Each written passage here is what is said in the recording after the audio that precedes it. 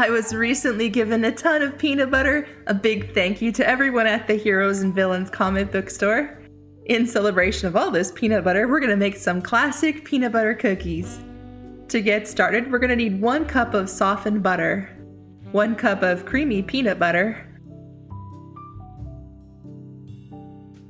1 teaspoon of vanilla, 1 cup of sugar, and 1 cup of light brown sugar. We're gonna mix this until it's nice and creamy.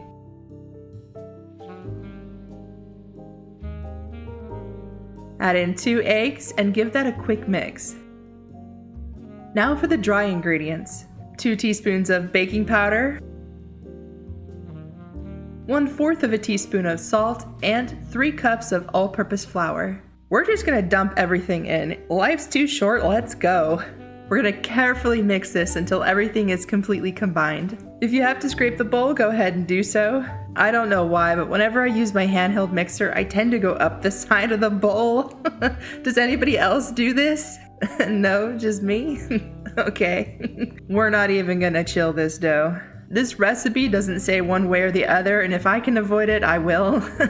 Grab your cookie scooper. I think this is the standard size. It's about a tablespoon's worth. Scoop your dough and roll it into a ball. Now you can either roll the ball in some sugar, or you could dip the back of your fork into some sugar, and when you do that classic crisscross pattern on top, you'll get a little sugar on top too.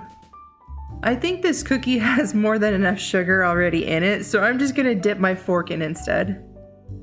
Grab the kids. This is a perfect job for them. They're gonna eat them all anyway. Might as well make them work for that cookie.